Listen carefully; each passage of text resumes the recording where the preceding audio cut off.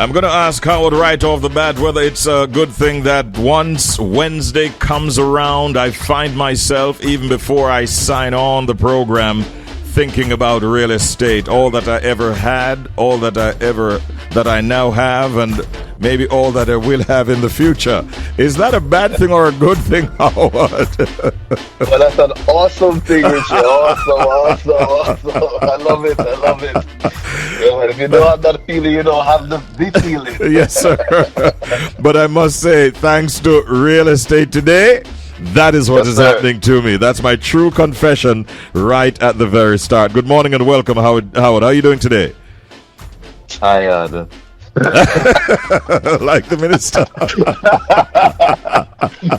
No, but I'm doing good. Yeah. I'm excited about Wednesdays, especially when it's time to talk about real estate in a meaningful way so that your listeners can benefit and know what is happening here in Jamaica. So always a good time to be here. All right. This feature is, of course, sponsored by Howard Johnson Realty and Limited and HJ Property Management Limited. We're looking today at the topic, a guide to property types in Jamaica's real estate market. And so throughout the program, the feature, we will be exploring the types of residential properties that are available in Jamaica's real estate market and their key differences. All of that you'll get to understand even more as we delve into the program. Now, Howard, with Jamaica being such a booming hub for real estate, there are so many opportunities for buyers and renters to explore. I want to ask you, could you walk us through the main types of residential properties that are available in Jamaica and tell us how these options vary? Certainly, and I'm glad you said in Jamaica, because in our market, our culture, sometimes we misrepresent what it is that exists. So, for instance, an apartment in Jamaica, we refer to these high-rise that are owned by different persons. In other jurisdictions, in probably most of where your listeners are tuning in from, they're referred to as condominiums.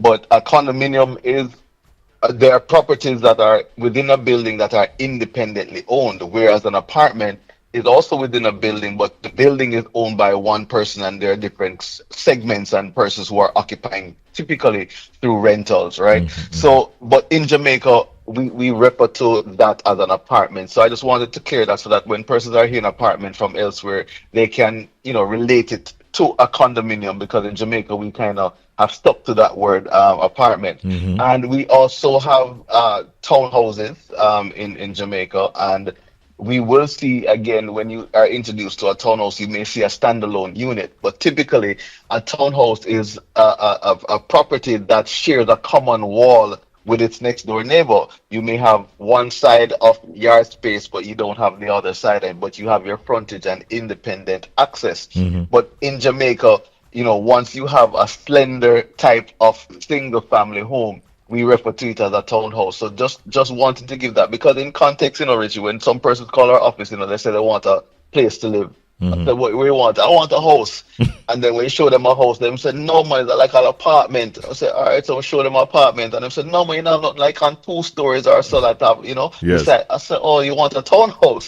So that is one of the reasons why we focused on this. And obviously, a single family home is what it is.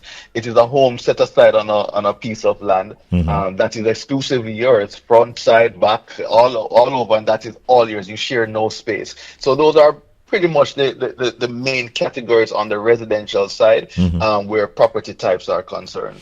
Now, I've often heard the term mixed-use properties, and these, we understand, are becoming more and more popular, especially in the urban areas. Could you explain what these properties are and the benefits or challenges that they present for both renters and buyers alike? Yes, well, again, in Jamaica and in the corporate area, the land bank has dwindled, and persons are now using those properties to find the highest and best use. And sometimes you may build an apartment and you say, you know what, I have a little bit more space. I could have probably put, a medical center down at the bottom or towards the back. So in the corporate area, you may in fact see where there's a mixture of residential and commercial type properties, bounded by a common wall. I note one on Winchester Avenue, and there are quite a lot of others like that, where you have the apartments or your living quarters, and then you have a commercial center which may have supermarkets, a pharmacy, a coffee store, that sort of arrangement. It's very convenient, but it comes at a little bit more cost because of all the convenience that are right at your fingertips. And the commute to get to some of these popular places may not be such a stretch. And it brings better value to your property as well, but it's a higher maintenance because you're looking at shared spaces and shared costs amongst the commercial and the residential clients. As you talk about costs, what would you say are the costs associated with these different property types? And by extension to that question, do realtors play any part whatsoever in helping buyers and renters to make the decision on the types of properties that they want?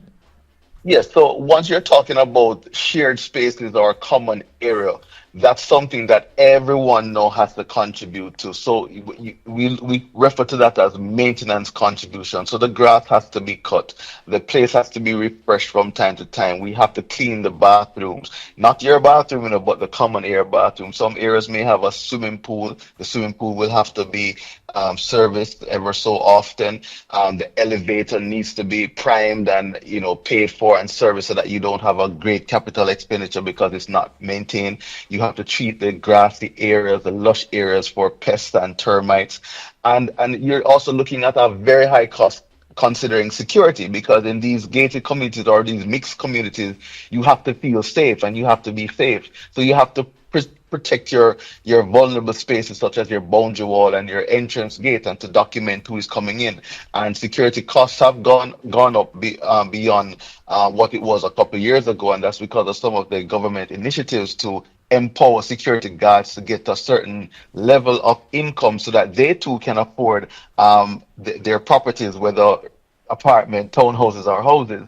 So they're now up to a certain level, and because of that, now the maintenance cost increases because of some of these dynamics. But maintenance, and then you're talking about insurance. You just have to feel the earthquake and see the hurricanes that are affecting us now to know that, hey, if something great happens, we need to be protected and know that we have insurance to mitigate or to replace if we're damaged. So insurance also is another component that persons have to think about when they're in a space that requires common sharing of expenses. In a single family home, however, by extension, that is solely your cost. So if you have a swimming pool, is you want to pay that? If you have a security guard company, is you alone paying that? So those are the pros and cons, and everyone has to see what works best for them based on the needs of themselves and their family. Yeah. I just thought I'd ask, as it relates to Jamaica at this present time, what is the real estate stock like? Is it showing more apartments available, more townhouses, more single family homes? What are you seeing from your perspective? I'm seeing more condominium / apartments being built in throughout the island. Okay. In other parts of the island, such as Clarendon, St. Catherine, St. James, Hanover, you may see single-family homes because the land lots, the size of the land expands acres. And so you can build, a community with 700, 1,500 houses. But in the corporate area and some of these corporate capitals, you're seeing more high-rise building because the land size is smaller, a quarter acre, half an acre. So they're going up now, and you will notice that a lot of the amenities now are on rooftops, such as swimming pools, so you benefit from the view. But you just have to drive around the corporate area and see that the landscape has changed. Unfortunately, some single-family homes are now sandwiched by two high-rise buildings, which impacts their privacy. And so there are some communities, based on the town and country planning and the development orders, that have isolated some areas that can only remain single family, because not everyone is going to want to be in an apartment complex or a townhouse complex or even a gated community. Some person would want that single family experience. So there has to be that designation of areas that will only remain a single family dwelling place. And we have some of those areas, but no, more and more we're seeing more high-rise building, more units being built. They're even getting higher and higher, so they're accommodating more units across a slender property. So those are some of the things that the trends that we're seeing and observing here in Jamaica. All right. If you're just joining us, you've missed quite a bit. Howard has been helping us, guiding us really through the property types that are available in Jamaica's real estate market at this present time. It is Real Estate Today, and now we move on to the next item on the agenda, and that is hashtag GBNYG. What is that? Going, but not yet gone. Take it away. And Richie, today we have two properties, one for rent and one for sale. We do have, in fact, a townhouse, a 2-bedroom, 3.5-bathroom townhouse in Kingston 19 Watervale Avenue. We're asking $220,000 for that townhouse. It's in a quiet, family-oriented complex. It boasts some features you rarely see these days in townhouse settings: a bonus room downstairs with its own bathroom. So if you have persons that are coming that cannot go up the stairs, we have accommodations for that. And we're asking you to call our offices at our office at 876-620-1457. You can ask specifically for Cordine Henry, who is the listing agent on this property. 2 bedrooms, 3.5-bathroom townhouse, $220,000 per month in Kingston 19. And then in St. Catherine, we have a house. We're asking $25 million for that property. It is in Hampton Green, St. Catherine. It's a middle-income, family-friendly neighborhood, and it's perfect for a growing family. There are two components to this house, the two sides, so to speak, so you can earn an income or you can have a larger family here. On one side, we have 2 bedrooms, 1 bathroom, and a kitchenette. And on the main side, we have 4 bedrooms, 1 bathroom, living area, and 2 dining rooms, and a kitchen helper's quarters with a bathroom and laundry area. Again, the agent on this is Carol Madden, but for any of our agents listed here, you may call our offices at 876-620-1457, and we'll speak about these properties and many others that we have. Or if you would like to visit our website, you can go directly to www.hjrealtors.com.